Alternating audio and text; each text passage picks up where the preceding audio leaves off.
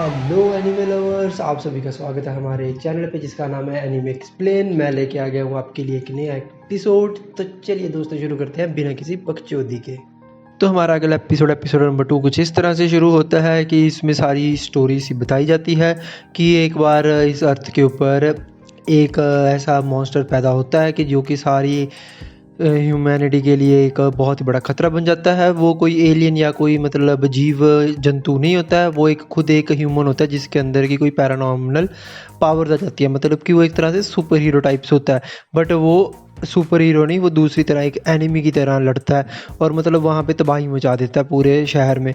और धीरे धीरे ऐसे करते करते इनकी तादाद बढ़ती जाती है कि कुछ बच्चे और ऐसे पैदा हो जाते हैं जिनके पास कुछ ना कुछ पावर्स होती हैं, बट वो उससे देश को, सिटी को, सबको नुकसान पहुंचाते हैं, उन पे हमला कर देते हैं। और उसके बाद बताया जाता है कि इनके खिलाफ मिलिट्री वगैरह तैयार की जाती है जो कि इनके खिलाफ लड़ती है। और कुछ सालों बाद जाके ये वॉर ख़त्म होती है जिसमें कि जाके ह्यूमंस जीत जाते हैं। और फिर उसके बाद इन्हीं बच्चों को एक सो कोल्ड आइलैंड में जिसमें कि ट्रेनिंग एकेडमी के नाम पे इनको यहाँ पे आइसोलेट कर दिया गया है। मतलब यहाँ पे इनको रखा जाता है और यहाँ पे फिर इनको हर रोज़ ट्रेनिंग दी जाती है, जैसे कि हमने पहले एपिसोड में देखा, एज अ सुपर हीरोज़ की, ताकि ये कल को एनिमी ऑफ ह्यूमैनिटी से लड़ सकें। और उसके बाद क्या होता है कि एक आती है लड़की जिसका नाम होता है हीरागी नाना। हीरागी नाना को यहीं पे बताया जाता है कि एक स्पाई की तरह वहाँ पे भेजा गया है कोई एक टॉप सीक्रेट मिशन के ऊपर, जिसमें कि उसने एनिमी ऑफ ह्यूमैनिटी को मारना है। और यहाँ पे बताया जाता है कि हीरागिरी को बोला जाता है कि तुमने उन सबको मार देना है एक करके, क्योंकि अगर वो लोग अपनी पावर्स के साथ फिर से हमारी सिटीज़ में आ गए तो वो हमारे ऊपर राज करेंगे और वहीं पे ह्यूमैनिटी मतलब मर जाएगी। तो क्या तुम उन सबको मार सकती हो? उसके बाद तभी हमारा फिर से प्रेजेंट सीन दिखाया जाता है जिसमें कि अपना मोगुआ हीरागिरी को पूछता है कि तुमने ननाओ को देखा है? तो वहाँ पे हीरागिरी बोलती है कि नहीं, मैंने तो नहीं देखा। तुम्हें क्या लगता है कि उसके साथ कुछ हुआ है? ये अपनी हीरागिरी उसको पूछती है। और बट यहीं पे मतलब हमें पता होता है कि हीरागिरी ने अपने उस लड़के को मार दिया ऑलरेडी। उसके बाद क्या होता है कि एक वहाँ पे ट्रेनिंग टाइप सी चल रही होती है। उस लक्कड़ के पुल के ऊपर से एक छोटी सी लड़की को डर लगता है, वो चिल्लाने लगती है जिसका नाम होता है मिचिरू। और जो कि मतलब बाकी उसको लड़के बोलते हैं कि इस तरह भी कुछ नहीं है, तुम लोग खड़ी होकर चल पड़ो। और उसके बाद उसका टीचर बोलता है कि तुम्हें ये ट्रेनिंग करनी पड़ेगी ताकि तुम और ज़्यादा स्ट्रॉन्ग बन सको। तभी जो वो अपना मतलब फ्रीजिंग वाला लड़का होता है जिसके पास की मतलब आइस की पावर होती है, सीयू कोरी, वो सारी की सारी लेक को ही मतलब फ्रीज कर देता है एक ही बार में, जिसको देख के कि अपनी हीरागिरी सोचती है कि ये बंदा बहुत ज़्यादा पावरफुल है और ये आगे जाके ह्यूमैनिटी के लिए भी खतरा बन सकता है, मेरे को इसको मारना पड़ेगा। और वहीं पे बैक सीन में फिर से दिखाया जाता है कि हीरागिरी को वो जो हायर अथॉरिटीज़ होते हैं वो बताते हैं कि अगर तुम किसी बंदे के हाथ में गन दे दोगे तो वो उस गन को चलाना चाहेगा और शूट करना चाहेगा। वैसे ही अगर तुम इन बच्चों के हाथ में ऐसी पावर्स आ जाएंगी तो ये बच्चे बहुत ही ज़्यादा एरोगेंट हो जाएंगे, मतलब घमंडी हो जाएंगे, जिसकी वजह से ये हमारे लिए खतरा बन जाएंगे। और इन हालातों में ह्यूमैनिटी का बचना बड़ा ही ज़्यादा मुश्किल है, इंसानों का बचना। तो इस वजह से तुम्हें पीस बनाए रखने के लिए, शांति बनाए रखने के लिए इन सबको मारना पड़ेगा।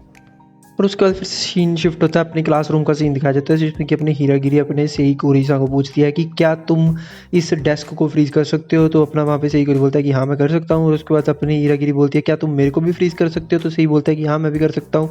और वहीं पे अपनी हीरागिरी जजमेंट लगाती है अपने सुपर मेंटल पावर के साथ कि ये यहाँ पे झूठ बोल रहा है उसकी बॉडी लैंग्वेज पढ़ के। और उसके बाद बोलती है कि क्या तुम अगर मेरे को फ्रीज कर सकते हो, तुम मोगुओ को सीधा फ्रीज ही क्यों नहीं कर देते?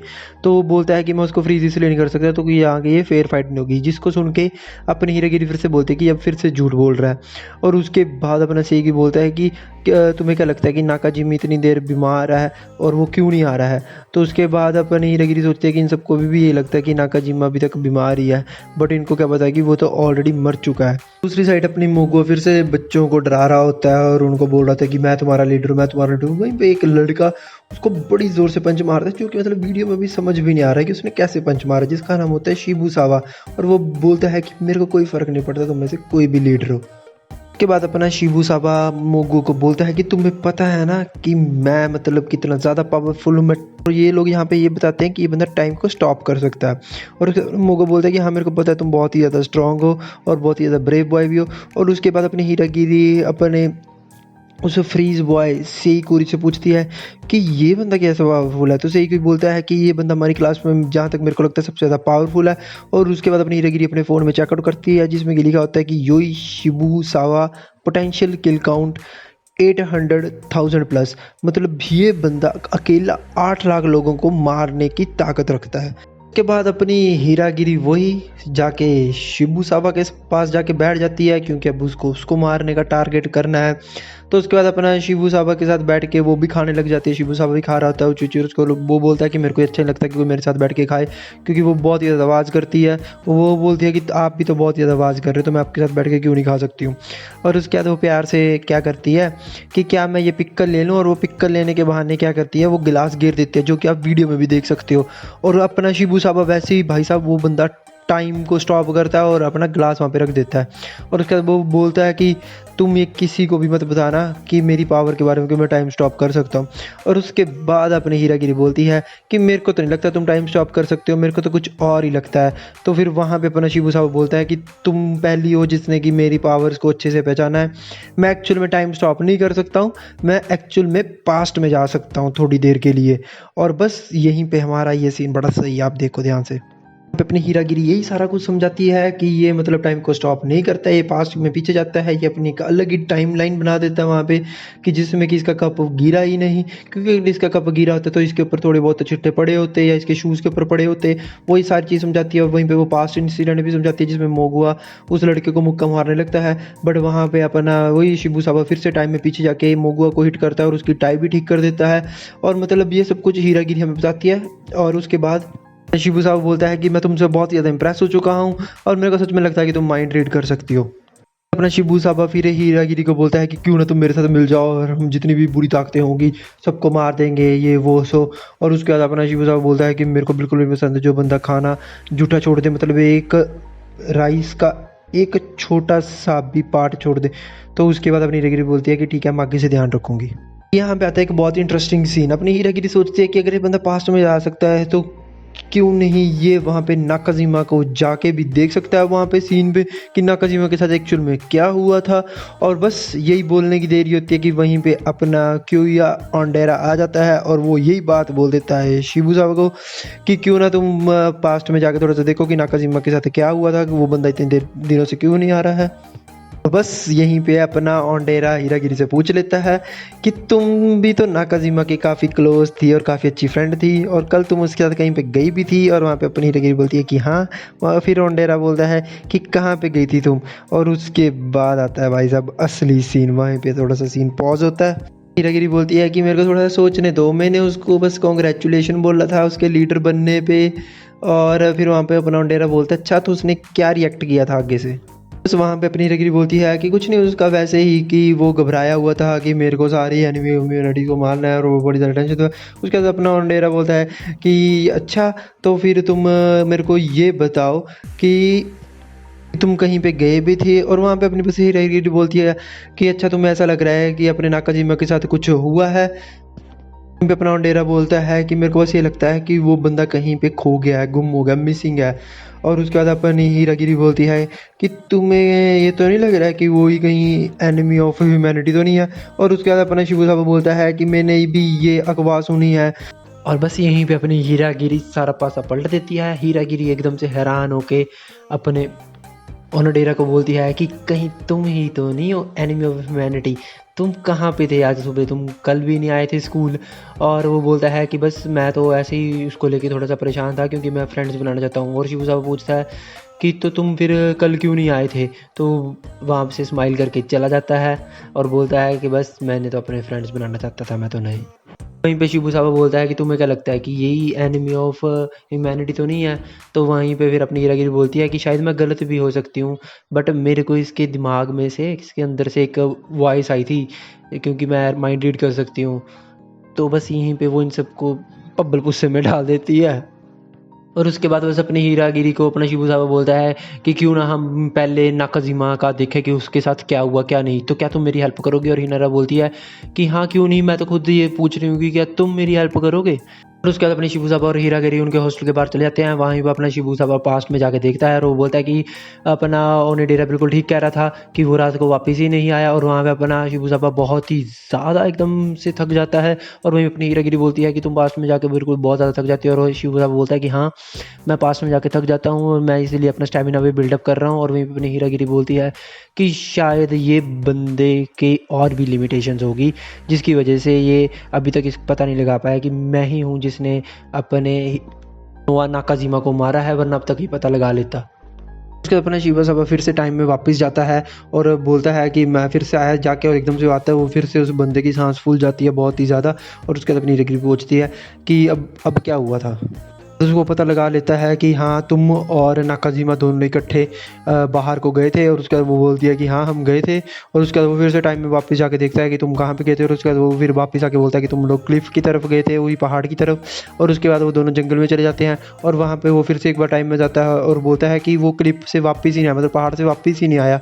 तो उसके बाद अपनी हीरागिरी बोलती है कि मेरे को तो पता नहीं। तो उसके बाद फिर वो बोलता है कि फिर से वापस टाइम में जाके देखता हूँ कि क्या हुआ था। तो उसके बाद अपनी हीरागिरी बोलती है कि क्यों ना हम इसको कल कर लें, बट शिबूसाबा बोलता है कि नहीं, अगर 24 घंटे से ऊपर हो गए तो मेरे को पीछे जाना और ज़्यादा मुश्किल हो जाएगा, इसको मैं आज की आज ही करूँगा। अपने शिबूसाबा बोलता है कि तुम क्यों नहीं चाहती हो कि उसके कातिल का पता लगे या वो कहाँ गया उसका पता लगे, क्या तुमको उसकी फिक्र नहीं है। और उसके बाद अपनी हीरागिरी चुप सी हो जाती है और बोलता है कि क्या हुआ, तुम्हारी एकदम से स्माइल एकदम से डर के अंदर क्यों चेंज हो गई है। उसके बाद वो वहाँ पे क्लिफ पे चला जाता है और वहाँ से फिर से वापस जाके टाइम में देख के आता है। और फिर अपनी हीरागिरी बोलती है कि क्या हुआ। तो वो बताता है कि बस तुम दोनों एक दूसरे के क्लोज थे, तुम दोनों ने हाथ पकड़ा हुआ था और वैसे ही तुम्हारी और मेरी बस आंखें मिलने वाली थी, इसी वजह से मेरे को वापस आना पड़ा। और वहीं पे अपनी हीरागिरी बोलती है, अपनी हीरागिरी अपने माइंड में सोचती है कि अच्छा, मेरी जो मेमोरी है वो सारी मतलब मिट चुकी थी क्योंकि मैं अभी प्रेजेंट में थी, इस वजह से मेरे को उसका कुछ याद नहीं था। बट हाँ, मेरे को तो उस टाइम पे मेरी बहुत ही ज़्यादा चौकन्नी थी, मैं हाइपर फोकस्ड थी, जिसकी वजह से मेरे को याद है थोड़ा थोड़ा कि मेरे को वहाँ पे झाड़ियों में कोई बंदा दिखा था। और बस फिर यहीं पे प्रेजेंट में अपना शिबूसाबा उससे माफ़ी मांग लेता है क्योंकि वो बंदा पता नहीं लगा पाता कि उसने क्या किया था, क्योंकि उसकी जब उससे आई मीट हो जाती तो इस बंदे को वापस आना पड़ता था कि इसको कोई देख ना ले। और इसके बाद वो उससे माफ़ी मांगता है और हीरागिरी बोलती है कि कोई बात नहीं, मैं तो यही चाहती हूँ कि जो ये एनिमी है ह्यूमैनिटी का वो जल्दी से जल्दी पकड़ा जाए। और तुम्हारा शक भी बिल्कुल जायज़ था क्योंकि तुम अपनी जगह बिल्कुल ठीक थे। थोड़ा सा टाइम स्किप होता है, शाम का टाइम दिखाया जाता है जिसमें कि नाकाजिमा शिबूसाबा के रूम को नॉक करती है। और उसके बाद वो एकदम से दोनों जंगल की तरफ भागते हैं, जिसमें कि अपना शिबूसाबा से पूछता है कि तुमने ये मेरे को पहले क्यों नहीं बताया। वहीं पे अपनी नाकाजिमा बोलती है कि बस मैं भूल गई थी, मैंने तुमको बताना ही था कि उसके ऊपर एनिमी ऑफ ह्यूमैनिटी ने उसके ऊपर अटैक किया था उसी क्लिफ के पास वहाँ पे। और वो दोनों भाग के वहाँ पे जा ही रहे होते हैं कि तो उसके बाद अपनी हीरागिरी उसका ऐसी झूठ मूठ की कहानी सुना देती है कि हम दोनों बस वहाँ से वापस आ रहे थे और उसके बाद वहाँ पे एनिमी ऑफ ह्यूमैनिटी आया और उसने नाकाजिमा को बिल्कुल ही खा लिया, उसका कुछ भी नहीं छोड़ा। बस मैं ये चाहती हूँ कि तुम पास्ट में जाओ और उसकी जान बचा लो। भाई साहब, ये लड़की बहुत ही ज़्यादा तेज है। भाई साहब, यहाँ पे आता है सबसे खतरनाक सीन है। वो बंदा उसको बोलता है कि ठीक है, मैं वापस जाकर आता हूँ। और वहीं पे जब वो बंदा वापस जाता है तो अपनी हीरागिरी एक शॉवल के साथ लेके वहाँ से मिट्टी हटाना शुरू करती है। और बस यहीं पे आता है वो स्टार्टिंग वाला सीन जहाँ पे उस लड़के ने पूरी लेक को ही फ्रीज कर दिया था और वो उसी लेक के ऊपर खड़ी होती है, उसने वहाँ पे मिट्टी डाली होती है। और बंदा जब लेक फ्रीज नहीं हुई होती है तो वो पानी के अंदर चला जाता है एक तरह से, और उसके बाद बिल्कुल ही लेक फ्रीज हो जाती है। और यहीं पे इस लड़की ने अपना पूरा जाल बिछाया एक तरह से और उसको उस लड़के को लेक के अंदर फंसा दिया। वो फ्रीज हो चुकी है और उस बंदे की सांस फूल सकती है तो वो वापस भी नहीं आ सकता वहाँ से। और बस ऐसे करके इसने इसका भी मर्डर प्लान किया और इसको मार दिया। भाई साहब, ये लड़की बड़ी सही है। और यहीं पे आज का हमारा एपिसोड ख़त्म हो जाता है। और बस अपने ओनाडीरा को थोड़ा सा शक होता है अपनी नाना पे, हीरागिरी नाना पे। और मिलते हैं आप सबको अगले एपिसोड में, तब तक के लिए stay tuned, stay mad animal lovers. Bye bye, sayonara.